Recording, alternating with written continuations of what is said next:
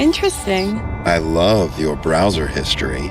I like that you're not hiding anything from me. By the way, nice IP address. I like your neighborhood. You are so special. This ad is just for you. I learned so many things from you. You are so generous. With your personal data. Switch on privacy, switch off trackers and viruses. Go to nordvpn.com. NordVPN. Safely be you. Arsenal 5, Leeds United 0. The Emirates was lit up. Gyokeres with a brace. Dauman showing the Premier League exactly how special the young man is. Timber with 2 goals as well. Declam Rice dominating. Arsenal finally turn up for their fans. You could feel the relief. You could feel the excitement in the second half of that game. And a little marker laid down. Tottenham and Chelsea have already done it this weekend, and Arsenal reply in kind. Hit the like button. Make sure you are subscribing. This is the Full Fan Highlight Show. Let's go.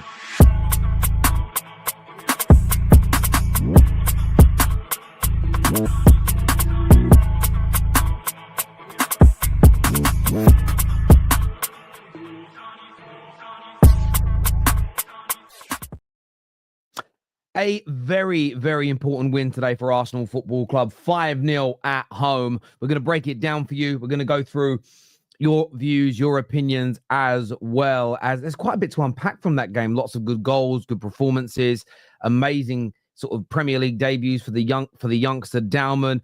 A little bit of a dark cloud with the injuries to Odegaard and to Saka, which looks like it could be a serious one. But Arsenal Football Club responding to Tottenham, responding to Chelsea. And I think every goal, I think every point this season is going to be absolutely massive in each and every single way. So let me know where you're watching from around the world. Make sure you, Omar here says, never a penalty. Seriously, anyone who's saying that wasn't a penalty at the end's a fool. Everyone who's saying it's not a penalty at the end is a fool and a liar. It's like a lot of my group chats. Things went very, very quiet once the second or third goal went in. Which I thought was quite interesting because people had a lot to say before it. And I was sitting there just going, football gods, the football gods are going to punish you. And of course they did, because that is what always happens. But look, I want to start on a really, I think, important point. There's an important point I want to start on tonight and I want to go into, and that is the need and the importance of that performance and of that result for Arsenal. They needed it. Arsenal needed to deliver in that way tonight. It was imperative. They had to deliver. And we're going to speak about the danger, the potency. This is a warning to everybody about Victor Gyokeres. He's arrived. Don't get it twisted. He's arrived. We're going to get onto Dauman. We're going to get onto the way Arsenal played in that second half. But I want to take you back to the beginning of this game because I think it's very, very important. First 15 minutes, it's what my dad would call piss and wind. The crowd was up. There was an adrenaline. First home game of the season. Arsenal were moving the ball well. They were creating some half opportunities. Madueke was looking tasty on the left. And then the crowd simmered down a bit. And what you saw for the next 15, 20 minutes, there were some breakups in play because of Odegaard being down and things like that. But you saw the anxiety of last season creep into the crowd. The tempo dropped out the game, and Arsenal looked pretty stinky. And I don't think there is a Gooner worth his or her salt on planet Earth that wouldn't agree with that. They looked a little stinky. And I'm watching them thinking, okay, well, why are you moving the ball so slowly? You're not going to break Leeds down. Leeds look very, very comfortable indeed. But you could see this anxiety, this nervousness creep into the Arsenal players. You could hear it in the stadium. It was seeping through all of our speakers around the world watching this. And then one of Arsenal's most important players stepped up.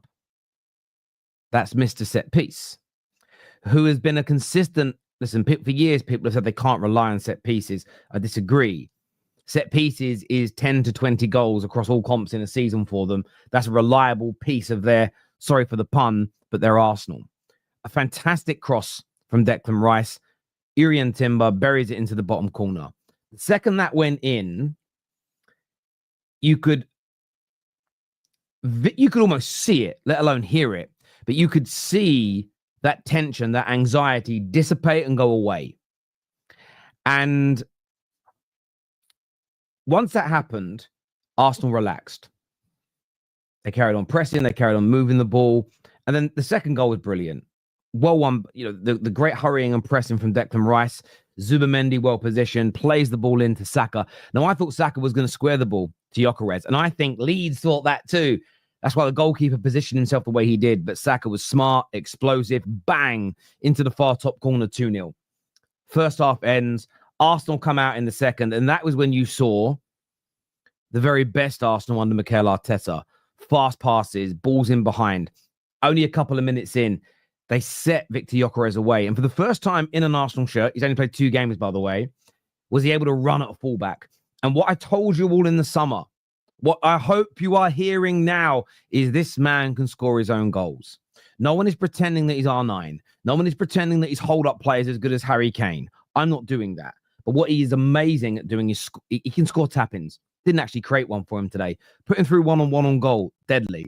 Scored from the penalty spot, and he proved that today. Win them penalties. That man ain't missing. But the goal he scored today, the first goal, getting it on the left, beating 2 or 3 men with a jinking run and burying it in the bottom corner. Go and watch his goals at Sporting. Go and watch his goals at Coventry. It's a signature piece. And I think there are a lot of rivals, of course, wanting to foul, and I understand that. But I think there was a lot of Gooners that I started seeing in my group chats. Oh, he looks a bit sluggish. He looks a bit slow. I'm not sure about this. He just needed that goal, because the second he got that off his shoulders, he suddenly didn't look as heavy and sluggish anymore. There was a nervousness around him. Rest of the game, he played very, very well. Penalty won by Dalman towards the end. Buries it emphatically. Gets his brace. He's now officially, statistically, he's a 2-in-2. He's got 100% goal scoring ratio for Arsenal, which I think will make Gooners happy and him happy. But he's got the monkey off his back. He's got that pressure now removed. And it's so important for strikers, so important for attackers. You remember when Darwin Núñez joined Liverpool? He had the captain chaos thing around him. He had all this energy. There's all this enthusiasm, but he just couldn't quite put the performances in or get the goals. And that pressure became bigger and bigger and bigger and bigger. And I think if Gyokeres would have seen this game out, hadn't scored, didn't really get a sniff at goal, going into that Liverpool game next week, there'd be even more. That's going to be a much harder game with much better defenders. There's no harm in not scoring in those games. The greatest player in Arsenal's history, Thierry Henry. I see him scoring loads of big matches. I saw him score loads of big games. But I also saw on many occasions in an Arsenal shirt, they'd go away to Liverpool's and away to United's and away to Chelsea's, etc. And he wouldn't score because he's up against very good teams. And that happens. The problem you have is that if it would have gone 3 games, no goals, that makes the 4th game even more pressured. And it was fantastic for him that he got that done. But actually, when it came to Arsenal's attack, I agree. The first half, it was slow, it was lethargic, it was sluggish. But as soon as they got those couple of goals, as soon as they went 3 up, you just saw this tension relieved. And I think Arsenal need a few more results and a few more performances like this, because I feel that last season is still weighing very, very heavy around their neck. Very, very heavy indeed. And it should, because the expectation from fans after a fantastic summer window, with Eze announcements before the game, with the great youngsters like Waneri and Dalman coming through, there is an expectation to go and win. But knowing how they played last year and performed, that expectation weighs heavy. Anyone who's been an athlete, anyone who's competed at a decent level of sport, and I'm not talking at school or Sunday league, I mean competed nationally, competed internationally, competed at a level where there's money and pressure and expectations, right? Genuine expectations riding on it. It's hard to sometimes cope with that. But today's result is going to go a long way to doing it. It really is. And I thought Gyokeres grew into this game. He gets his goals, does his signature celebration. There's more to come from him. In that attack as well, listen, I want to say this now. I was really impressed with Madueke today. Now, Madueke, he probably isn't going to get the plaudits. He didn't get a goal. He didn't get an assist. But you know what? We talk about this quite a lot when it comes to football. What did a player do other than score or get an assist? And do you know what he did today? He just consistently drove. He drove at his opponents. He put balls into dangerous areas. He was a threat. He really was a threat. And he didn't always come out. In fairness, though, he did. There was one moment where he wins the ball and he's going to run clean for on goal and give a foul against, and they shouldn't. When he moved to the right-hand side, I think you saw his danger levels go up a bit. And for me as an outsider, it looks like Saka's going to miss some games now. I'm intrigued to see what he's going to look like on that right-hand side. He's going to get presented with an early opportunity. I know some Arsenal fans are going to want it to be Max Dowman, but I still think you've got to be careful with a 15-year-old. He today, because he came on the 63rd minute, Max Dowman has now played more minutes in totality than every other 15-year-old combined in the last 40 years of top-flight English football. You have to let that sink in for a moment. So you don't want too much game time. You don't want to expose his body too much. But actually, he was quite impressive, Madueke. And I think there's more to come from him in an Arsenal shirt. He looked like he was enjoying himself. And then you have young Max Dowman. This kid, I'm lucky enough to remember Ryan Giggs getting into the Man United first team at 16. And I remember being around my dad and uncles and family. And although they all hated Manchester United, I remember watching their faces as a kid, watching this 16-year-old roll down the wing and look dangerous and potent consistently. I remember watching them go, my God, what are we witnessing here? I then remember Wayne Rooney coming through at Everton. Very, very similar. You've got it more recently with Yamal at Barcelona, but there wasn't of course, there's the hype around him. He's an amazing, amazing player. But when it's in the country you're in, Dowman's name's been mentioned to me as a Man United fan for about 2 years, since he was 13 years old. And watching him play today, his strength, his balance, his ability to glide past players is sensational. I don't want to see him overused because he is a young Englishman and I want him to, as good as he is, I hope he gets to the maximum level because that's only going to help my country be better at football, you would expect. But he's brilliant when he came on, winning that penalty late on. He had a couple of attempts on goal that weren't too far away. This kid is so special. He is so fantastic. He is so amazing. Arsenal Football Club, nurture this young man because you have got potentially one of the greatest players in the world at your disposal right now. And when I say that, I mean potentially one of the most greatest players in the world at your disposal right now. Don't overplay him. Nurture him well. Keep that young man's feet firmly on the ground. And listen, Werneri's very talented as well. We saw Smith Rowe a few years ago, supremely talented at a similar age. Saka, you know what? Those injuries are looking a little concerning. Again, that's me as an England fan going, if that's his hamstring again, there could be problems there. But as talented as they all were, Dowman is a level above. He is a level above all of them at the same age. I'm just talking from an Arsenal perspective. He's a different player to Wayne Rooney, but similar to Wayne Rooney, similar to Ryan Giggs. There is this notion that he actually could be ready to play even more games than I expected. And Arsenal fans know him a lot more than we all do because they've watched him for 2 or 3 years, if not more, in their academy. But what a player he is. Fantastic display in the end from Arsenal. Yes, a slow start.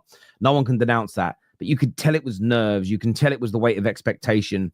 They need a few more results like this, and this Arsenal team could be purring. And on Victor Gyokeres, a huge brace for him today.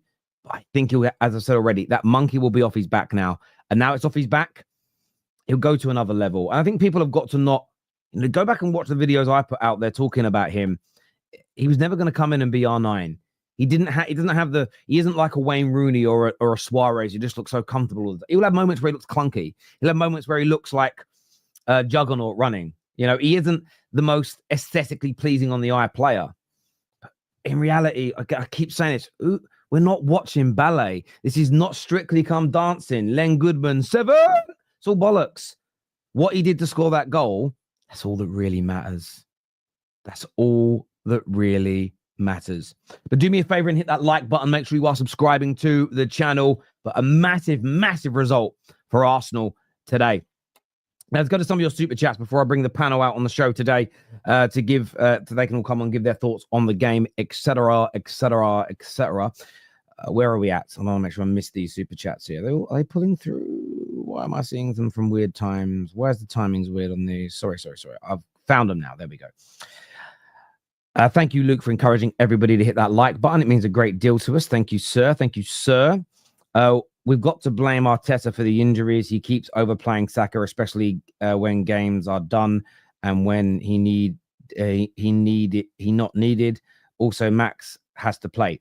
Have you noticed something you're doing there, though? Or maybe you're being sarcastic, but there's something very ironic in that.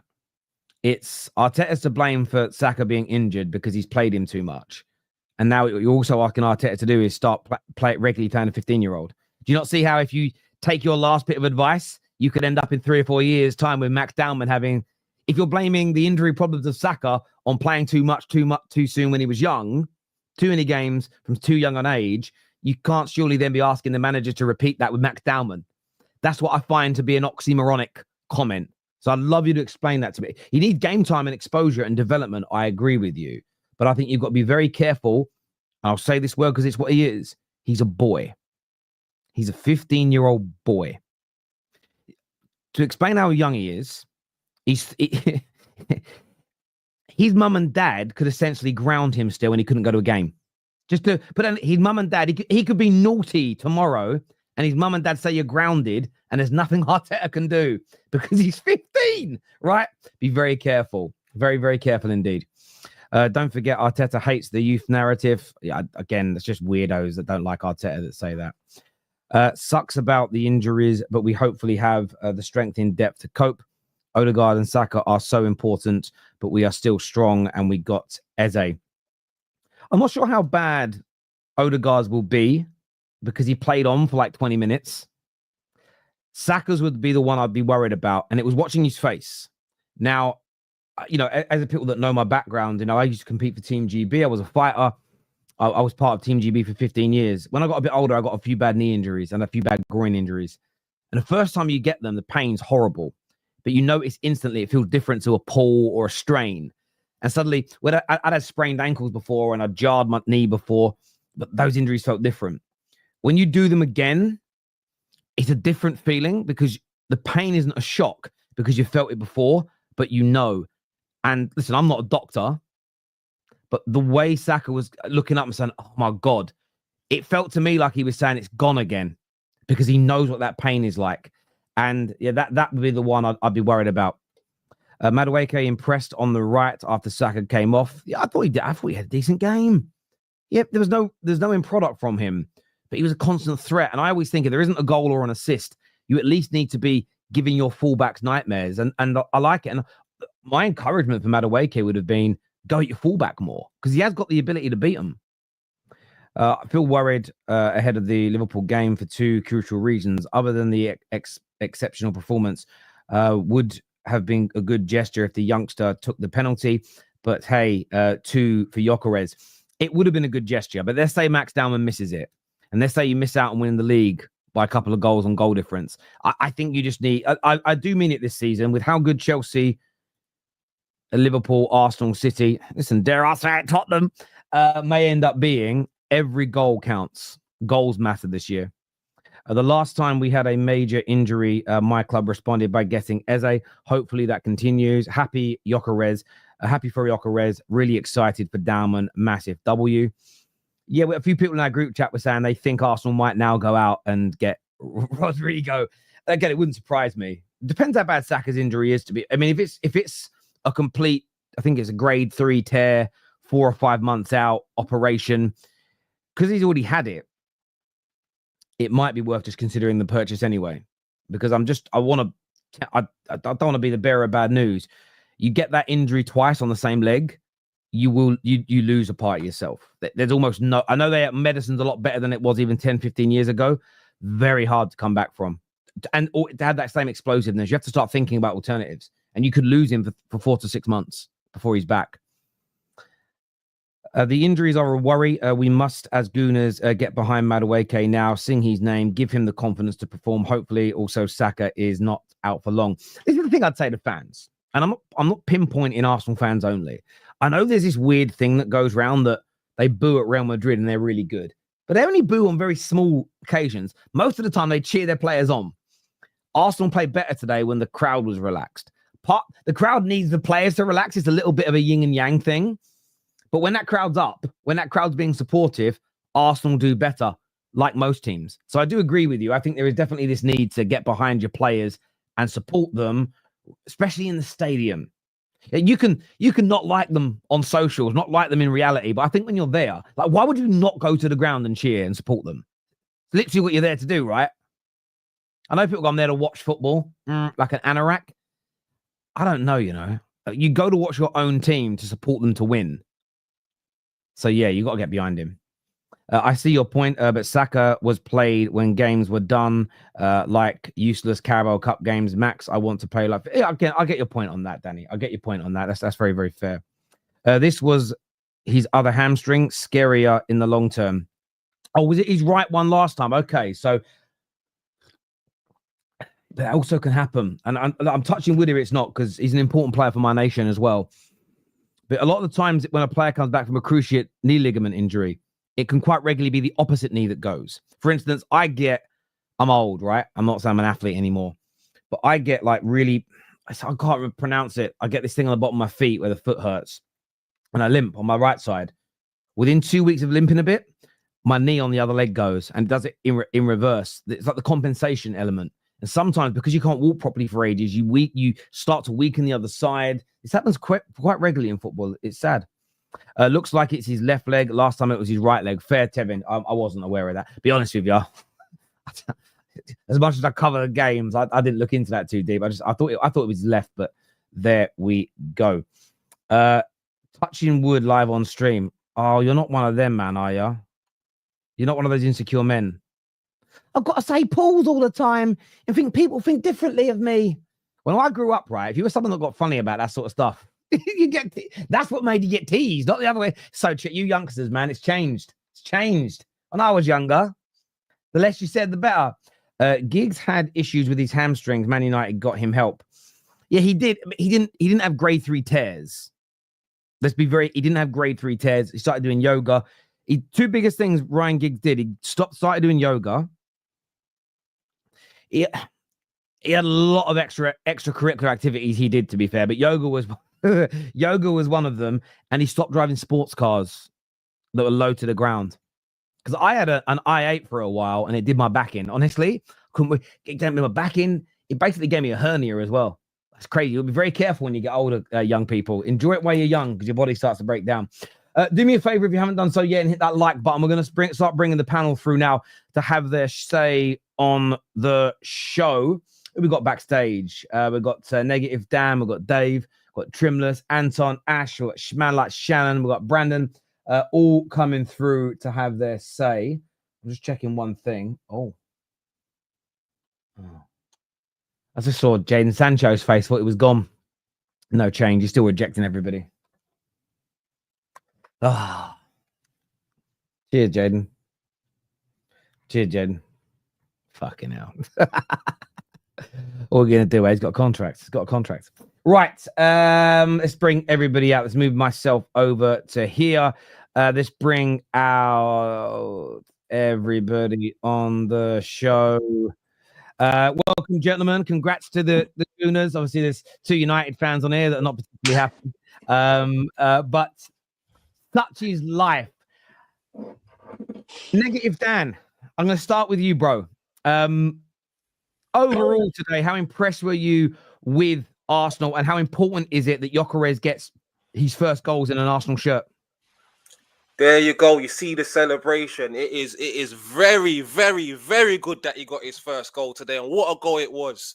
Cutting him from the inside, faking, putting it in the bottom binzel. He's then got the penalty as well. I see Declam Rice with the ball. For what the hell's going on here? But it was always going to be Gyokeres. So, yeah, he needed those 2 goals. Because to be honest with you, I was watching the game in the first half and I was a bit disappointed. It was slow, lethargic. Gyokeres didn't look too good, but he wasn't getting much service. So, yeah, after he scored that first goal, went on to get the second goal. I'm very, very happy. There's no need to be negative right now. Obviously, there's things that happen within the game that we can be upset about, i.e. the Saka injury, which is very disappointing. But even that, the depth that we've got now, and before the game started as well, we see Eze walking out onto the carpet. Amazing, amazing stuff. So it's a bad thing. Odegaard went off injured as well, but I think we've got the depth now. And I'm feeling very, very, very positive, if I'm being honest with you. Very, very positive, Terry. It's looking very good at the moment for Arsenal. And I feel like Liverpool might be in trouble next week. And that's a big statement coming from a man like me. They might be in trouble next week. I'll be honest with you. I hear. I like it, Anton.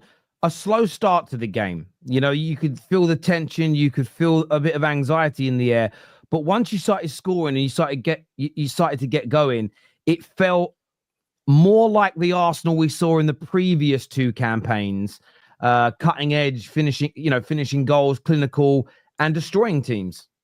Yeah, absolutely. Look, I still got to kind of calm down now because that was just a game full of emotion, different emotions from start to finish. Like it starts with Eze coming out and everyone's hyped and everyone's going crazy. And yeah, the first 15 to 30 minutes was slow and lethargic and it took the wind out of the crowd. But once we started getting up, like it started getting electric, especially when Saka put the ball in the back of the net for that first goal. And then when Gyokeres, this is like a 60 seconds or 120 seconds of just ridiculous emotion. First of all, Gyokeres, peak Gyokeres, put the ball in the back of the net, gives you one of these. And then before we know it, Bukayo Saka's on the ground and we're like, what is going on? Like, and then the game after that, you got Max Dowman coming on the pitch and he absolutely lights it up. Like, it's just, that was a 90 minutes that just had everything in it. And you're not going to get this reference, Anton, but it was like EastEnders at Christmas. There's marriage, there's people falling in love, there's people getting murdered. You watch it's a soap over here. Like Christmas Day has every emotion in it. So I hear you, bruv. Yeah, but that was in 90 minutes. That literally had everything in it. But one thing I want to underline is that I think people can stop chatting shit now. Like the talk can stop. Like the Gyokeres jokes can stop. He's literally just bagged 2 in one game. He looked absolutely peak. Like honestly, look, Bukayo Saka, that's the big thing, as Dan had just mentioned. Like that's what took the wind out of the sails, and I am concerned about that. But it's the reason why we brought in so many players. That's the reason why when everyone was on losing their heads about Madueke, there's a method to the madness, and now you see it. So, man, onwards and upwards for this team. As Dan said, look, Liverpool should watch out next week. Saka or no Saka. I said it when Eze signed on your show, and everybody's laughing at me. I see Hassam going on to his show afterwards, making jokes. Oh, Arsenal fans are deluded that they think their squad is better than Liverpool's. If what happened today happened to Liverpool, and Mo Salah picks up a hamstring injury, they've got nothing in behind that. Like they don't have the same depth that we have. We have the ability now. Like last year, Odegaard and Saka get injured in one game. That's it. We are literally sitting here depressed. Next week, I see a lineup with Madueke and Eze and like potentially Martinelli. I don't know, starting next week, and that's completely fine for a top 6 club. Like, and we've got, you know what I'm saying? No. So overall, I hear where you're coming from. I want to go to Trimless next because Trimless waited right to the end last time to speak. So I want to come to him a little bit earlier this time around. The tempo was really slow at the start. It sped up throughout the course of the game. What do you put that down to today? Why was it such a slow start, and why did you speed up later on in the game? And how do you start more how you finished, if that makes sense? No, I appreciate that, obviously, in regards to going now. Welcome, people. Now, in terms of the game for me and the tempo-wise, I have noticed, like, Arteta last 3 seasons, I'd say. So obviously not when we did the first title charge. We've started quite slow anyway, quite pragmatic, not really on the front foot too much in terms of attacking intensity like we did in the first opening. 15 minutes on that season. So I wasn't expecting too much anyway. These games, even today, I was expecting us like a 2-1 win over Leeds, like nothing mad. But I think now that the quality in the team, again, the chemistry is there, we've been gelling, the additions are in. I think now we're able to play that style and still be quite effective, including the Stoke FC, as we're called as well, incorporated with that. So now we're just able to get goals. And as soon as you get that first goal, naturally, the floodgates open, as they say.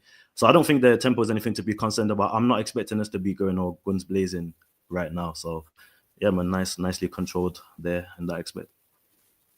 Do you think maybe, and it's more a question for the sort of the whole panel, do you think maybe there was again, I'm watching fans react online, I'm listening to the fans in the stadium whilst watching the game.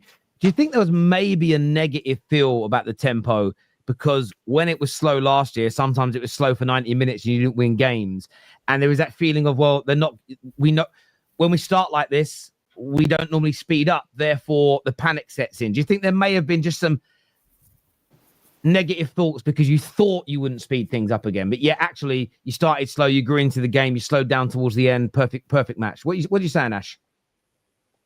Yeah, look, I'm not 100% sure about that, because the reality is, if we didn't score that opener from a set piece, I don't know how long it would have taken us before we played well. Look, second half was amazing, don't get me wrong, we played really well, on the ball, off the ball as well. But for me, like, if that first goal doesn't come in, and to be honest, maybe I shouldn't be saying that, because when it comes to set pieces, we are almost guaranteed to score them at this rate, the way things are. But we need to try and pick it up a bit before that. Like, I think if we are able to play the way we played in that 22-23 season, there was, like, I remember a record where no team scored more than Arsenal in the first 10, 15 or 20 minutes of the game. I can't remember what the exact record was. Like, we need to be doing that a lot more, because if our whole concern is, playing against low blocks is an issue, we don't know how to break them down, you need to start on the front foot in the first 10, 15 minutes, get that early goal, and then the whole game changes because the team is forced to come out. Like, Leeds were forced to come out. To be honest, it can be, but then look, we cannot be saying we have the best centre-back pairing, we have the best right-back in the league, who, by the way, is the best right-back. I've been saying it since last season. And we have one of the best left-back, we have the best DM, the best centre-mid, and then, we're scared of conceding counter-attacks. Like, we have to be willing to take that risk. That's how the best teams play. And look, kudos to the team. Second half, it was fantastic. I think, honestly, barring, I don't agree with Terry. I don't think, I swear I'm not trying to be biased, I just don't think Madueke had that kind of game that you're saying he did. Like, I think he was slightly poor for me, but everyone else, I think, was having a very good game. Even Odegaard, before his shoulder injury, was trying to make things move and was taking shots, which is surprising given last season. I didn't think look, that great. It was a lot of sideways passing, if I'm being honest with you. It's another five. And now that Eze's here, guess what, Odegaard? You're in big trouble, my friend.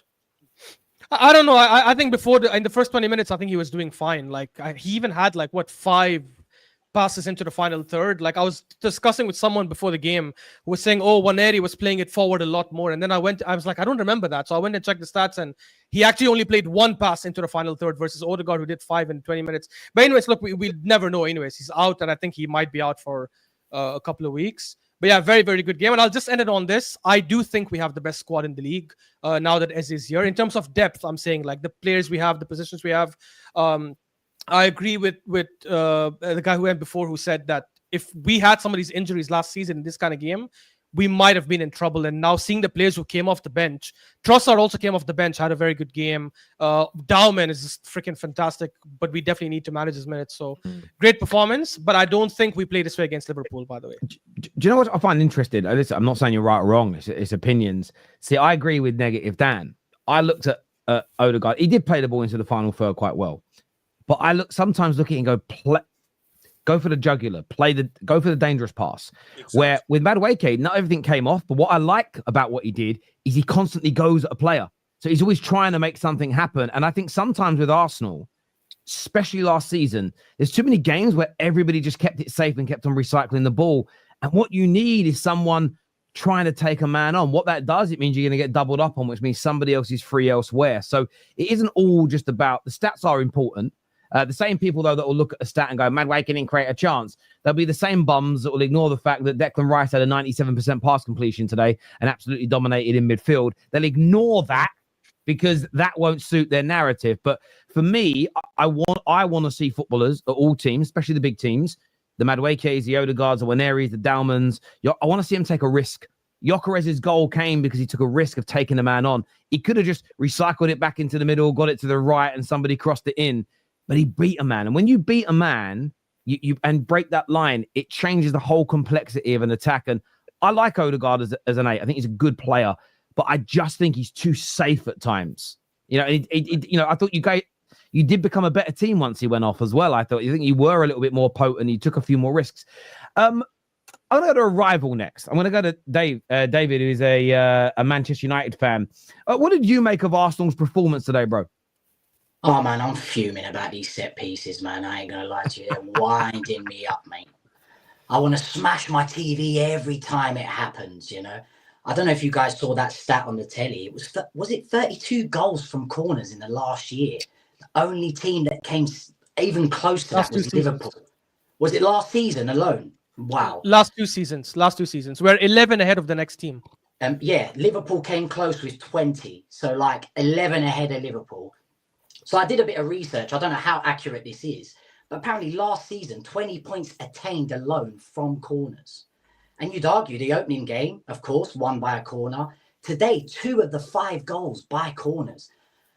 As much as I want to say what a smelly, stinky, bummy way to win games, Man United won the Champions League final with 2 corners. So I can't be a hypocrite there, right? They've got a secret weapon here. And this secret weapon could be the difference. I mean, I'd argue, I'd want to take positive, and I'm not going to call him negative, Dan. I'm going to call him realist, Dan, because I like what he says. He's real, right? Your set piece coach has got to be as important, if not more important, than Arteta.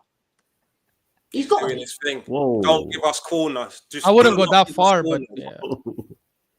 Well, mate, this set piece coach is working magic. If you lost him, I mean, you'd argue you lose 20 points. It's the set pieces are so good. Anyone who says they can't rely on set pieces, I look at it this way: set pieces is a player for you guys at this point. You know, it's 10 to 20 goals a season. It's a player. But consistency from Rice. The whole fucking league is copying how you do corners now. The back post thing. That's how you know. As much as I know, some Arsenal fans, some Arsenal fans hated the fact you were good at set pieces. I never understood that logic. You're scoring goals, they're upset. But it is a bit of a cheat code, Brandon, and you did it again today. But Terry, sorry, Brandon. Before you comment, I'll just say one thing. No matter what other teams try to copy, there's something that they don't have. Nobody can whip across the way Declan Rice does. No. It's not the set piece coach. There's not a single player in the Premier League that can whip across the way Declan Rice does. People think it's fluke. People think he just plays it there and someone goes and attacks it. You know what? There's a great comparison for this, by the way, and it's on my hat here in the NFL. My other team, the Eagles, they have this thing called the tush push, which controversially everyone gets upset about it because it's almost an automatic first down like every single time. And people try to get it banned. And by the way, everyone's tried to copy it and not do well at it. And it's because the Eagles have the specifically built in a certain way to run that. And it's exactly what Arsenal do have with the corners. And, you know, like, and just by the way, that specific weapon led the Eagles to winning a Super Bowl. I'm just wondering to see if similar results might happen with Arsenal's corners. Yeah, like people do hate it, but they hate it because it's very, very good. And I wanted to ask, it was the next player on the agenda that I wanted to bring up, and I'm going to go to Brandon on this. Declan Rice again today with another stellar performance, 97% pass completion, an assist. His crosses was absolutely fantastic. Created 3 chances in the game. You know, he got slagged off by some dullards the other day for only having a handful of touches when you play badly in a preseason game, but 74 touches of the ball today, 100% succession rate on his dribbling. His carrying was brilliant. Just a phenomenal performance from the man again. Yeah, I really like Declan Rice in that double pivot with Zubimendi. I think they complement each other really, really well. I think now that he's not necessarily asked to be an out-and-out number 8, and he kind of is within that double pivot, I think he looks a lot more comfortable. His engine's just unreal. As the boys were talking about the set pieces and the way he whips balls in, you know, he's got that down to a T. He's phenomenal, Tel. He really is phenomenal. But just like back to the game, I'm maybe not as impressed as some of these Arsenal fans here. I mean, we scored 5 goals today. It's all about the points at this stage of the season. So that's all I'm focused on. But I'm not as impressed about the performance today. I don't think we really had to perform that well to beat Leeds. I think that's probably one of the easiest 3 points we'll pick up all season. It kind of felt like a bit of an element there to me that Leeds were already defeated before they even before the game even kicked off. They never really offered anything in terms of like threat towards us. And I think there was also an element from our performance there as well, that we kind of knew that we didn't have to play to our absolute best to get the job done today. Not saying that that's a bad thing, because at the end of the day, it's 2 games into the season. You don't want to overexert yourself. And, if you can get the 3 points, that's all that matters. So I'm not complaining about that. I think there's an element there that people have not looked at as to why Arsenal are maybe not performing at a higher standard, or moving the ball quickly, or whatever it is that everybody's talking about in the attacking third. I think people have got to remember we've got about 4 or 5 players that are coming back from surgery required injuries from last season. So when you come back from pre-season after having a break and you're going into a new season, there's always an element of rustiness anyway.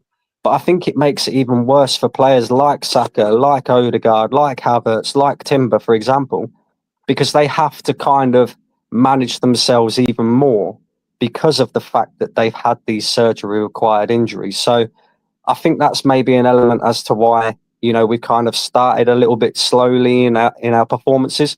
But I'm not complaining. If we can go out there, perform like that, and get the job done, that's all that really matters. Great to see Gyokeres get on the score sheet. I think that'll give him a nice little confidence boost. I think he needs that because I don't think he's performed particularly well against Man United last week or this week against Leeds. But goals is what's going to matter for a striker, for him. Very worried about the Bukayo Saka injury. I think, a couple of super chats came in before the panel came out. It is his left hamstring that he seemed to have been clutching at, whereas as before, last time, it was the right hamstring that required surgery. So we just got to hope that he hasn't overcompensated like you do sometimes after coming back from surgery, and he hasn't done serious damage to that left hamstring. Otherwise, But again, as the guys were talking about, we can't make excuses because we've got plenty of strength in depth now. We look at all the options we had coming off the bench, especially the wide options that we've got. You got your Max Daumans, your Trossards, your Martinellis, your Madueke. I don't think he played particularly well on the left, but when he went out to the right, he definitely looked more natural out there. We've got Eze coming in the door now. There's no excuses for us to go down with a few injuries this season, which I think is expected because, like I say, when you got players coming back from big long-term injuries, they're always going to pick up niggles. So we're going to have a few of these this season, I think. And providing we've got the strength in depth there to cope with that and deal with that, and the manager can deal with that, I think we'll be okay. And I think our performances will pick up in the next couple of weeks. But it has got to start against Liverpool, because if we think that we can perform like how we did in that first half today and get away with it against the likes of Liverpool's, even your Fulhams and your mid-table sort of teams, they will punish us. So I love the control element from Arsenal. I love the fact that we didn't give Leeds a sniff, but I do think this was an easier game than what I expected it to be, and most Arsenal fans expected it to be, and we didn't have to be at our best today. And that's what I'd say. I hear that. I get where you're coming from. On the injury element, I just wanted to throw this out to Shannon or to Positive Dan. Even if Saka says he's fit to play against Liverpool, do you think it would be sensible this season, when he's had a knock like this, a pull like this, to maybe just say, listen, we're just not playing you and we want you to not go away with the England team, even if he says I'm okay and the pain's gone? Because that's what kind of led to the big injury last time, wasn't it? It was very much, he kept on nursing an injury, nursing it, and then bang, out for 4 months. Is this about managing him now, based on the injury that Brandon brought up? Yeah, look, Terry, I think so. I think the nice thing now is that, like everybody mentioned, we have depth. We don't have to play Saka. I think last season, the seasons before, it was he has to play because we don't have the options. I think now would just be pure negligence if we were to rush him back from an injury. I think Madueke had a good cameo. And again, we're slightly changing our system. We're trying to be a bit more direct. I think the style of play will frustrate fans because we are in a slight transition, going from a more, I would say, sideways kind of passing to a more, I would say, direct style because of Gyokeres being in the team. But just back to your question on Saka, I think if we are still going to rush him back from injury and Havertz and Odegaard, what's the point in spending all this money this summer on all these players? You have to trust your squad. And I think all of us can agree here that Arteta at times doesn't trust his squad. But now these are all his players, and I expect him to trust these players. You know, I think going into the Liverpool game next week, I'll be the first fan to say, we don't have to beat Liverpool. It's at Anfield. The onus is on them to beat us.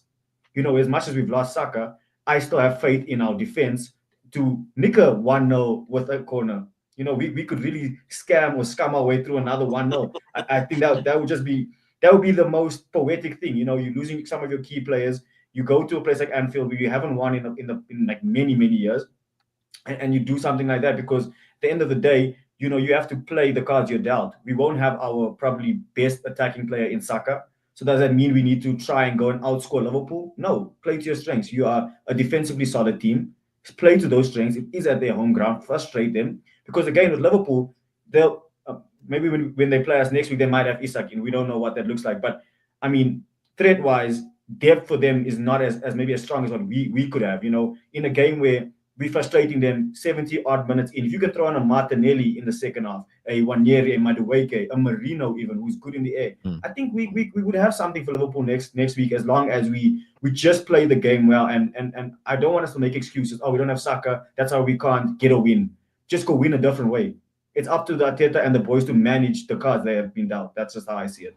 That makes a lot of sense. I'm just going to jump to Egal because I know Egal's got a shoot in a minute.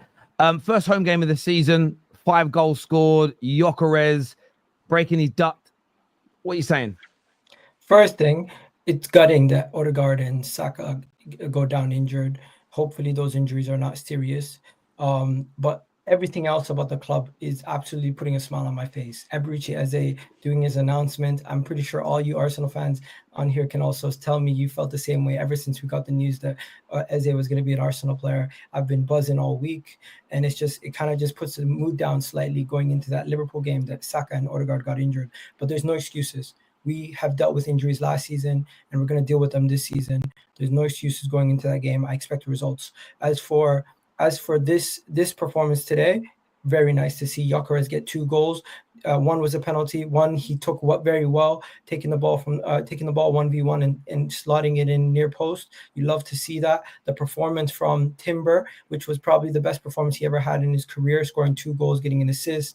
I didn't expect that from him. If he's getting output from the right back position, he's gonna be showing us another level this season, hopefully. And then finally, Max Dauman, wow, 15 years old, and the guy's coming in, and he has two grown men, professional footballers who've been playing for years, doubling up on him already in his first appearance at the Emirates. You gotta just give it up to him. I'm not gonna overhype him. He's 15. Temper expectation, guys. You're not gonna see this kind of thing every single week. But one thing I gotta say is exciting signs for somebody who could potentially he's 15, guys. In 15 years, he could still be playing for Arsenal if he stays until he's 30. That's how crazy it is at this moment in time that this guy's performing at this level. Fair play, and the academy boys all on the pitch at the same time. Arsenal Academy is doing a good job. We got Max Dauman, we got Ethan, and we got Mazlou Skelly all on the pitch at the same time in the second game of the season, making a difference. Fair play, and shout out to Mikel Arteta. Shout out to the boys. Shout out to Gyokeres doing the hair flick. He's definitely been watching a certain channel and telling him to do one after that goal. But yeah, I'm happy, and I hope every Arsenal fan's happy. We can pick out the negatives going into the game versus Liverpool. But one thing I want to say is there's no excuses. Injuries or no injuries, I expect us to see similar good performances this season because last season we learned from the mistakes. And one more thing, since Havertz got injured, we went and got him for Eze. Now that Saka and Odegaard might have got injured, you can go for Rodrigo, no problem. Galacticos. Can I just add to what Egal said as well? I just want to talk about the academy lads and Dauman. Dauman, that's 3 penalties in 3 consecutive games that he's won for Arsenal. So, I mean, he's got a knack of getting into the box and drawing fouls. So, you know, that could maybe be an element for us. I think because my man was talking about Odegaard, and I don't think he was particularly great today. But I think Ethan Nwaneri, right? We all talk about Ethan and why didn't Arteta using him in the 10 last season, and why didn't he give him the game time in that position? I think when he came on, I think he struggled at first 5-10 minutes. You could tell that position wasn't necessarily natural to him. He normally comes off the right hand side. Even in the youth teams, he kind of plays out on that wide right. But I thought he controlled the game extremely well and moved the ball in the right places at the right time as well. And if Odegaard is out injured, I think Ethan can definitely step up for him. I know we've got Eze now. So he's another option, but I definitely think that Ethan could come in and do the job as well. Yeah, and on that, sorry, I was just going to say on that, before when I saw Odegaard going off, I said it in the chat, watch us look better now. That's exactly what happened. Yeah, look, I hear a lot of what you're saying there, and I think I've seen a lot of criticism for Arteta in the last few years for not playing the kids more, and I've always felt that was harsh. And people always use like Yamal or use a Rooney as an example, but they're the exceptions. They're the exceptions that prove the rule. And I just felt a lot of people were looking to shit on Arteta as opposed to have authentic conversations. And ironically, when he first gave Nwaneri the start, it was all about Arteta's arrogance and wanting to be the manager that gave the youngest player blah blah blah blah blah blah. So yeah, it's one of those things for me. It's one of those things for me that I think is crazy. I'm going to go to a positive Dan on this. What did you make of the game today? I assume you were there. It looks like you were there today, just by going by your surroundings. But what was it? Oh, he's still there. Where's he gone? Oh, there he is. Sorry, someone else dropped out. He moved. What did you make of the game and the performance today, mate? You're on mute, by the way. You're on mute.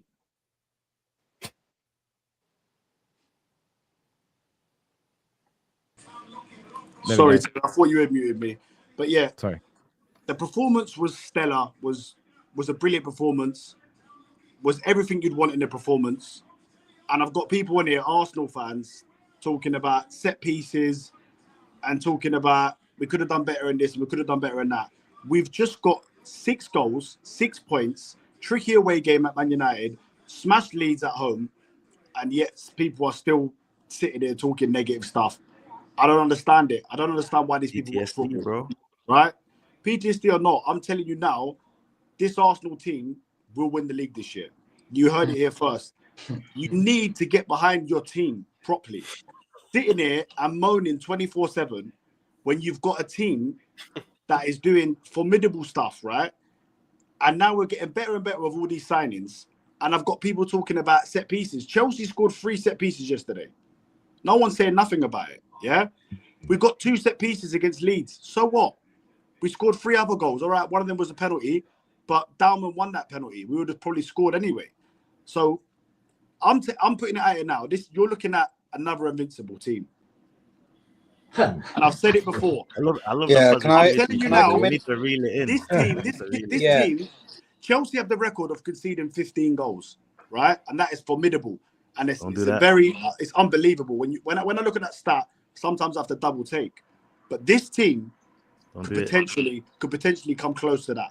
Our defense is so strong, and no one can deny that. And now we've added attacking quality in Eze, in Gyokeres, in Madueke, who I thought looked good today, right? But football fans, in particular Arsenal fans, are a strange creature. Because when I come on the stream and I'm listening to people talk, if I didn't know the score and I just was come back from holiday and watched Terry's stream, I'd be thinking we lost or it was 1-1. It's crazy stuff. And sometimes, listen, it affects, I'm telling you now, because I go to the games, when the fans are the same as you guys, because some people say it's just for content, it's not. Because I know guys that go to home and away for years and they still sit there and say, we're going to lose today. You know, we're going to lose. And even if we go to Liverpool, right, and we stink out the place and get a 0-0 draw, I'm taking that. Arteta, 23 games against the so-called Big Six, 0 losses in his last 23 games. So why did you got Man United fans cheering, getting excited about a 1-0 loss, and Arsenal fans moaning? Not me, mate. Chill out. So, So yeah, can I I- know not can you, I- Dave. I know In not you. context, bro, But I'm we're saying moaning me and because Dave, me and that's Dave the are kind of making trophy videos we have right to now. celebrate rather And it's than like real all of our trophies. videos are positive and all of his are negative. But there's a Instead reason of us behind getting gassed about winning the Prem, Yeah, we have can to I- get gassed about being undefeated against Yeah. big sticks, bro. It's bollocks, bro. Wallah, it's crazy. Sorry, it's bollocks. Listen, Yeah, but I I'm want to telling say, you I want now, to say this. look I at want to City. say this They've quickly. showed their fragilities, I right? wanna- City have showed that they're fragile. I want Liverpool I have wanna even say, had I wanna say fragility this in real quick. defence. Yeah, can I just go real quick? I want to say this. Listen, firstly, big up Positive Dan. I think this is the first time I'm on a stream with you. Thank you, Your bro. name proves correct to what you're telling me. So I'm gonna let me big up to you. Big up to you. Don't worry, man. And I've met many Positive fans. It's not necessarily that I'm negative, because I was once a very positive fan. You can ask any of these guys. I was on here before, fighting Arteta's corner, left, right, and center, just telling everybody, trying to fight his corner. Do you know what I mean? I was one of those. We'll start fighting it again. But I can't fight it when you're doing stuff that continuously leaves you in a predicament where you're not even able to progress in games. And This is the fresh season. the problem. Sorry. This is a fresh season, right? We won A 2 fresh out of 2, season where I'm scored seeing 6 goals, conceded no, 0, but and Dan, you've got people sitting in here. But moaning. Dan, we're seeing, the thing is, it's a fresh season, but I'm seeing similar patterns of play that I saw last season and the season before, where they would at 0-0, we're recycling the ball when we should be continuously going forward and trying to pepper the net. That's what we should be doing, and instead we're recycling the ball. They'd rather pass. I put a tweet. We won 5-0. No, 100%. But we're playing against Leeds. With all due respect, Leeds are shit. So I'm not gonna sit here and get gassed over like beating Leeds 5-6-0. Like if I beat a Chelsea or a Man United or a Tottenham or Leeds, man, 6-0, I'll be like, yeah, you know what? We actually did our thing. We beat Chelsea 5-0. We beat City 5-1. To be fair, yeah, but I'm talking about right now. The way we're playing right now, we're continuously recycling the ball. We're passing to centre backs rather than passing to strikers and attackers. We're passing to centre backs because that's the safe option. And Odegaard, listen, I hope I hope that the injury isn't serious. Yeah, I really hope it isn't, and I wish him to get well very, very soon. But I can't lie. Part of me was a bit relieved that he was coming off because I think he was having a stinker of a performance, and that's your 200th game as the captain of my club, the skipper. Like, it's your 200th game. I expect you to go out there and put a performance out. However, there are some bright lights. Yeah, there is some light at the end of the tunnel. I've just been sent. Hang on, sorry guys. I've just been sent a screenshot of your. Genuinely, someone sent me a DM saying, "Can you ask Saad why he was happy that Odegaard got injured?" I'm not saying who it is, but it's Staffy. I know it's Staffy. Your tweet says Odegaard coming off. Thank you very much. You've been awful today, Ethan. Let's see better from you, broski. That's mean, Saad. That's mean. It's not mean. It's not mean. Was awful. What did I say? That was a lie. He was awful. No, but Odegaard's not undroppable. He just got injured, bro. That's the whole point. Now we have but he was awful. What did I say? That was a lie. It could prove to be a blessing in disguise. You got to start off that sentence by saying, like, you know, I hope that Odegaard's going to be okay, like you did just now. Like, so you want him to lie? Of course, he didn't mean that. He didn't mean that. That is. If you listen, I'm backing Arteta, not if you look at a fan's tweet, by the way, big up to Staffy because I know exactly what he's doing. He just wants to rattle Arsenal fans because that's all he has to do on a Saturday evening. Is that he just wants to rattle Arsenal fans. Yeah, because you ain't got no girl. You ain't got no girl. But anyway, big up to Staffy. But listen, here's the thing for me, yeah, is that I'm still seeing similar mistakes that we're making, similar things that we're doing that we did last season. And I agree with that. This is not going to be perfect, man. I'm expecting. What do you want? Perfect football? No, and 120 points. No. Can you give us some positives? Is there any positive? Because I'm the original negative guy. You just said, with all due respect, you just said we're going to go unbeaten.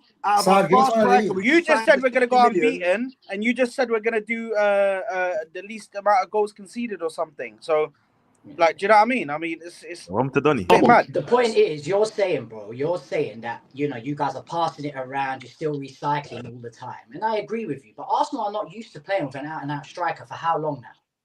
Yeah? That will come with time where they think, you know what, we need to look for Gyokeres a little bit more. But that's not going to happen overnight. And you still won 5-0. So as much as I hate Arsenal, I agree with Positive Dan on this one. Of course, you're still playing that style where you're recycling too much. Because you haven't had a striker out and out for how many years? How many years you guys been begging for it? Yeah. I also listen, I don't agree with the invincible thing, right? I have to say that now. I don't think Arsenal are going invincible. It's called deluded, Terry. Yeah, what I am going to say is this.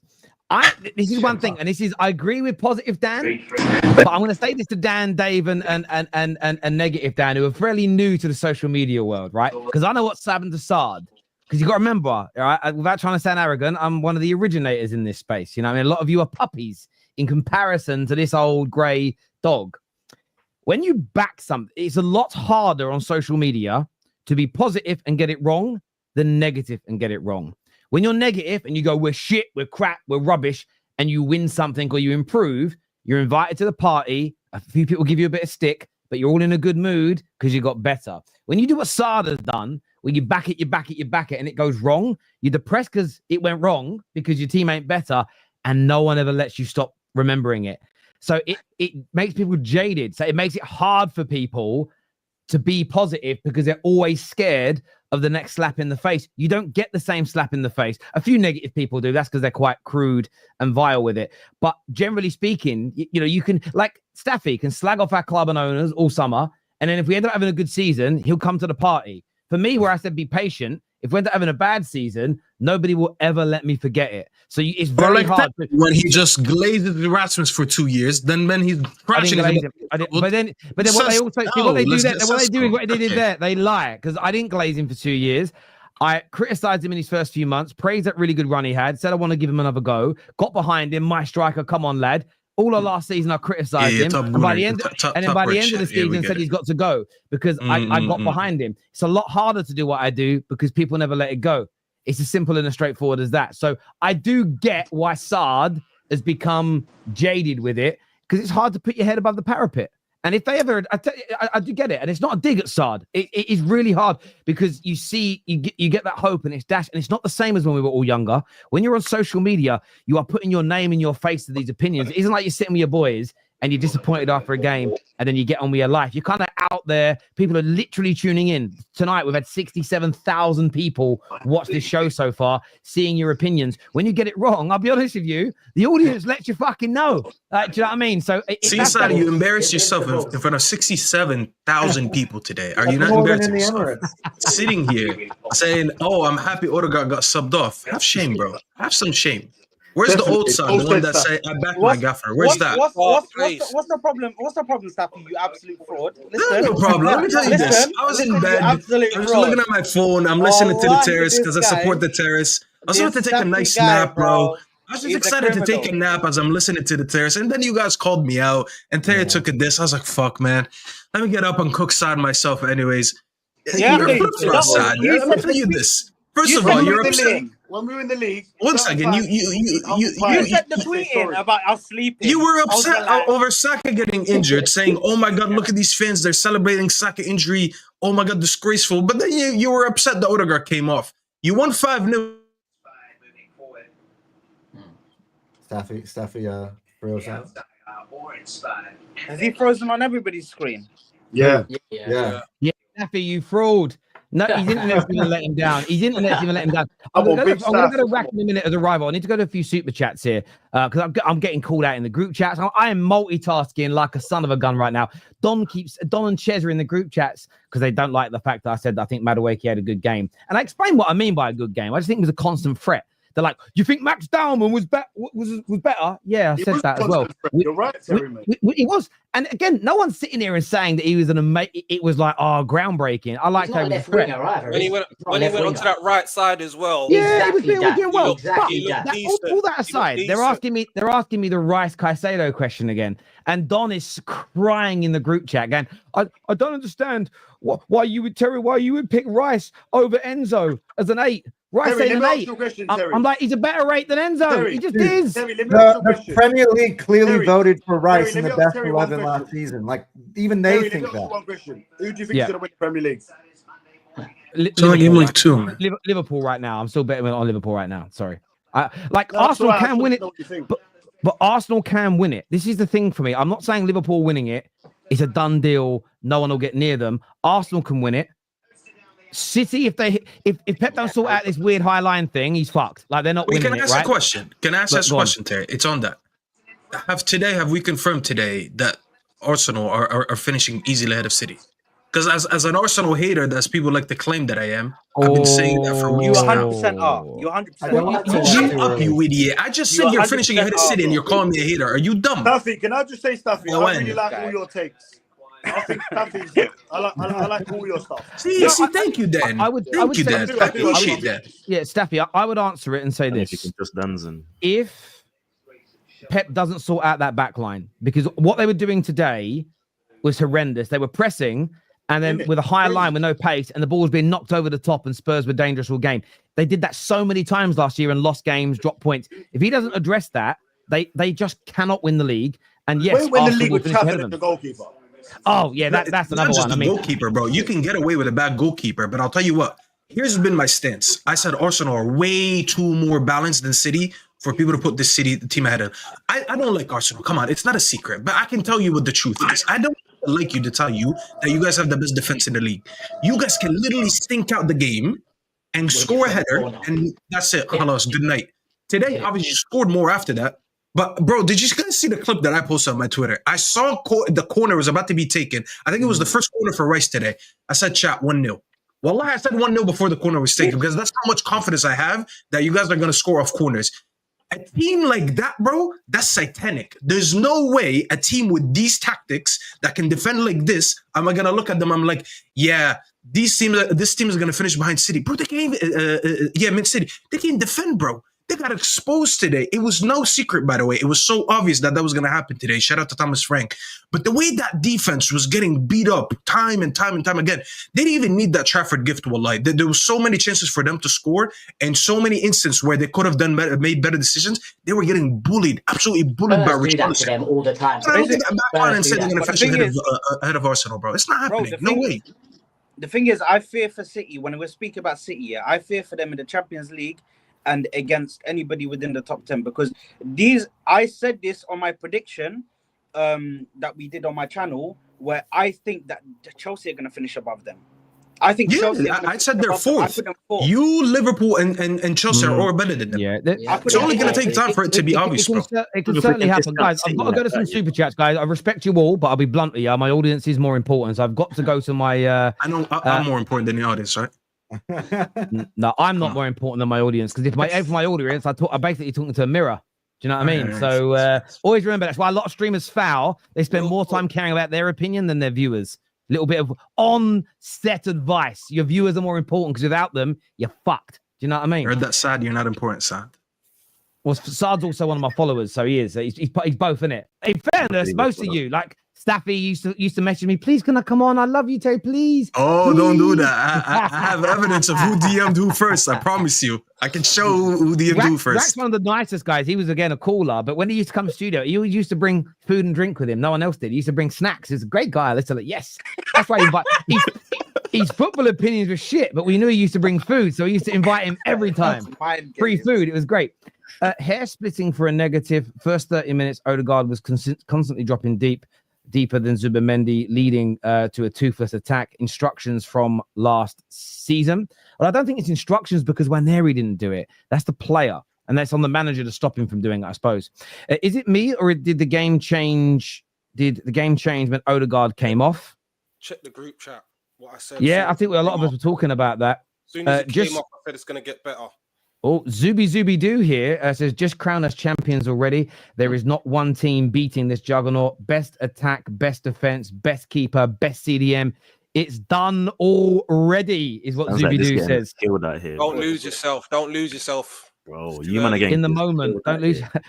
Noni on the left did nothing that Martinelli would not have done. He did not take on his man at all on the left. It was different on the right-hand side. That's fair. That's fair. I just thought it was. I just liked what he did today. He was a threat. And you know what it is? This is where I'm consistent. So when we had a certain player called Jadon Sancho in our team, what used to annoy me about is that he wouldn't go at the fullback.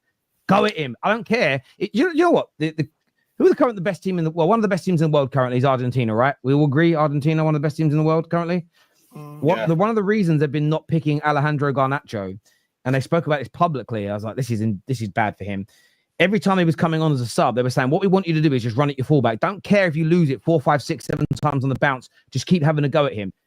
He'd lose one duel and then just start recycling it and passing it back. He'd bottle it. And they're like, no, we don't want that in our team. And I love that. When you've got wingers that have got skill and pace, I don't care if you foul 10 dribbles out of 10. I prefer that to having a 100% success rate of not fucking trying to take the mug on. So, yeah, much better than standing there like a dickhead, I tell you. It's second game. Brandon, lol, already. Brandon was quite positive for Brandon. Like, honestly. And that is why we have brought these 7 players. The injuries, of course. Chemistry, first performance will come in time. We've changed how our midfield and attack works. You cry for signings, then get mad when they need time to bed in. Would you... That's a fair point, Trimless, that your new signings do need a little bit of time to settle in and look really comfortable together. Yeah, no, they do need time. And obviously, we're in rush culture, in it, microwave generation. People want things popping off now. Back in the day, players were allowed to have a season or 2 before we even expecting them to even get into their groove. But now, even for managers, it's the same. There's a lot of pressure. So I hear that. But we do need to give people at least 6 months when they're joining the best league that we keep screaming is the best league in the world, when then we don't even give people time to adapt. So I hear it. This here says Gyokeres new celebration unlocked hair flick. In the next game, lay the ball to Gyokeres more at the edge of the box. He'll trouble the defense. They need to get him into a position to isolate fullbacks and run at them. It's his signature move. That goal he scored, I saw him do it so many times last year. What are you saying, Rack? Rack's here with us. Rack's a Liverpool fan. You've got to play them next week. There's some positive Arsenal fans, some negative, some in between.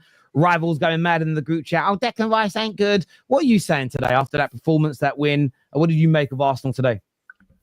Look, trying to be balanced. Arsenal are one of the best teams in the world. They've been second in the Premier League for the last 3 seasons. They did well in the Champions League last season. So they are one of the best teams in the world. I think it's difficult for anybody to argue that that's not the case. I don't really see that much different today than I've seen in the last season from Arsenal, to be fair. We all know that they're dangerous at set pieces. The reason why a lot of rival fans criticised them last season is because they were over-reliant on set pieces. So they would consistently sing set piece, ole, ole, ole. But the problem was that they were getting a much larger percentage of goals from set pieces than is normal, and not just normal than any other team. Now, of course, to a certain extent, that's a good thing. But when you become over-reliant, that's when it becomes a problem. Because if you're literally relying on corners and other set pieces to get your winning goals, sometimes those opportunities are just not going to go in. I didn't see anything. Again, like I said, Arsenal are a good team. They've got a very solid defence. Up front, I was specifically watching Gyokeres today because I wanted to see what kind of movements he was making, what he was doing. I mainly watched him in the first half. And I think Arsenal missed Havertz. And a lot of people will say that's crazy because Havertz is not a great goal scorer. But when Leeds were defending, it's the kind of instance where Havertz would come deep, would link up play, and they would then build attacks around Havertz. A lot of attacks were breaking down, and then players were not in the right positions. And Leeds were actually playing through at least up until middle of midfield or even to the back 4. And Leeds were getting into those areas relatively easily at the start of the first half and to middle of the first half. So I don't think we've seen that much change. Time will tell whether Arsenal develop further. For this performance, and the performance against United, I haven't seen anything that overly worries me, but that's not to say that we don't have our own problems. City don't have their own problems. I think it's going to be close, and I think the Premier League will be between Liverpool and Arsenal. But I still back us because we've done it, and we've got some players who've done it in the Premier League, but also in other competitions. We've got that experience. But also, I think, generally speaking, I think we have more quality. Not in every single position. Like, you know, you could argue players like Declan Rice and stuff like that are player for player in certain positions. But I just think we have difference makers. And even the new players that have come in for Liverpool, people will say Wirtz hasn't had a good start. I think he has actually done okay. Ekitike's hit the ground running. I think Salah, anybody who's hoping for Salah's demise is going to be sadly disappointed. And yeah, I think we're fine. But I expect us to push us more this season than last season. What are you predicting for the Liverpool-Arsenal game? I expect Liverpool to win 2-0. You ain't beat us at Anfield in, 2-3 seasons now? And there's always another game, and that's why I think we'll win. Greg, I could go a few questions. I'm just curious to hear your opinions. Seeing how Gyokeres was able to, like, in that first goal he scored, was able to cut in from the left and bang it in the opposing corner, yeah. And knowing that Eze is potentially going to be playing next week as well, are you a bit concerned with like the injuries you have now at right back that might not be an area where Arsenal can exploit you next week? No, not really. I mean, because just as a team and as a squad, we've been there and we've done it, rather than any specific situation on any specific player. But even though we've got a couple of injuries there, I think Joe Gomez this time next week can potentially come in and be a more defensive fullback. And if not, we'll find a solution. I don't have any doubts we'll find a solution. It'll be Soboslai, man, in right back. Just quickly, there's an update here from Arteta on Bukayo Saka. He says that we have to wait to understand how long he will be out. I haven't spoken to the doctor yet, but for Bukayo to come off, it's significant. Is what he said there. So we'll see how that goes. As an Arsenal fan, we need to calm down, please. I think you're allowed to get excited. What's the point of even supporting if you just going to be negative about everything, is what Aya said here. This is right, and this is why they call me negative down. But Terry, today I've been positive. I'm not saying we're going to go invincible and win the league. I'll be honest with you, Man United and Arsenal fans are the worst on the terrace for it. Where I'll be watching it, me and KJ will be speaking throughout the game, like, it should be a good stream. Because I always look forward to a stream where I think people are going to be in a good mood, or if they're really angry, right? One of the two. I like it because you get better content, you have funnier conversations. Sometimes I think, they won 4-0, they should be happy. And I come on, everyone's like, yeah, you're right, yeah, we won. And I just sit there and think, the fuck happened to you? You know, this in bed with another man, because there's no way. I don't know what it is sometimes, but you know what though, Terry, though, like our two clubs are the only clubs though that when we lose, we're not gonna hide away and we'll show up on the stream. This is true. Other than Staffy don't come on when we win. Please. Has there been a United fan that's made more appearances on the terrace over the last 2 seasons more than me? What are you talking about? He works here. I would, I'm only winding you up, bro. Saad doesn't know how to read football games. We've changed the way we play. Give it time. I agree with that. Saad doesn't know how to read light football. Maybe a bit dim. He was in the dark for some reason. Some of you guys are pathetic and embarrassing, is what Bermuda Gooner says here. I don't know who he's specifically talking about, but big up Bermuda. Say thank you. Just left the stadium to hear moaning. Be happy. Listen, I listen. I can't. If Man United win 5-0 tomorrow, I'm opening up a bottle of champagne because for me, I am. This is it, Terry. Oh, please, mate. This is really moaning to say something to the negative fans at home. I am one of the most negative Arsenal fans. But I say to you lot, when we do these wins, we have a win, we go and beat Man City, we go and beat Real Madrid, enjoy it. Because come the end of the season, it might not be a trophy. That might be a trophy for the season. Do you know what, mate? There's this thing that's taken over social media content creation. And I really hate what it's doing to football fans, genuinely. This kind of, you shouldn't celebrate goals during a game unless they lead to a win. You shouldn't celebrate wins unless they lead to winning trophies. There's kind of this narrative that's going around. And I just think back to that. Where has that come from? Because that was not taught to us as children when Standard watching FC, and playing football. It was, Standard FC are just in the mud. They're wrong about everything. To its nth degree, they're wrong about everything. I can't think of a single thing they've ever said that when you play it out unilaterally across the game, it makes any sense. But I see it creep into people. It's like, this is the way I see it sometimes. And I don't know how everyone else sees it about their club. Yeah, I know we won, but we might not win the next game. So what's the point of celebrating this one? And I just think, well, football ain't for you then. Do you know what I'm saying? You've got to find a different pastime if you can't enjoy a win because it's a win. Ironically, the same people go, winning's all that matter. Well, if it's all that matters, then why are you talking about a performance? It's all just, I don't know what it is with some people. And maybe it's just their disposition and they're entitled to feel that way. But yeah, I do watch some people not be happy when their team win 4-5-0 and think that's the craziest thing I've ever experienced in my life. Because you know what's the worst thing? It's not even that thing. The one that actually drives me crazy is when people say, I'm not going to change my mind until I see something, until like they prove me wrong. So I'll be like, wait, hold on a minute. So it's like, if I feel like my team is playing very good this season, you're telling me, even though I believe we're winning good enough to win the league, I cannot change my mind until I actually see on game week 38, we're with the trophy. That's literally illogical. It means you either didn't believe or you just believed and you didn't want to share it. Yeah. You are right. That comes in. It's the people. I need to wait until I see proof. Tell me what that proof looks like and when you'll see it. Well, when I see it, I'll tell you. Oh, what you mean? So you can just continue your agenda exactly forever, if that makes sense. And it's like, I don't believe Sesko's good until he scores. So what if, like, I can't say I backed him because I just waited for him to score. So it means I never believed him until I saw a goal. That's just stupid. I agree with that. I don't think he's good till he scores either. I agree with that. So let's go. Just tune in tomorrow, bro. Campaign football. Tune in there. We'll be there, bro. A few people in the comments that people are entitled to feel how they want to. No, people are entitled to feel how they want, but I'm entitled to tell you how the way you feel makes me feel. Like, this is the problem. People do that. It's like you're coming here to my community, my people, and that's fine. You're welcome. But if you come in here and then 80% of my audience, 80% of my followers go, fucking hell, you're depressing, and I find you depressing, we're going to say that. You almost might think we're so sweet, it'd rot your teeth. We're too happy. It's crazy. And you're allowed to say that too.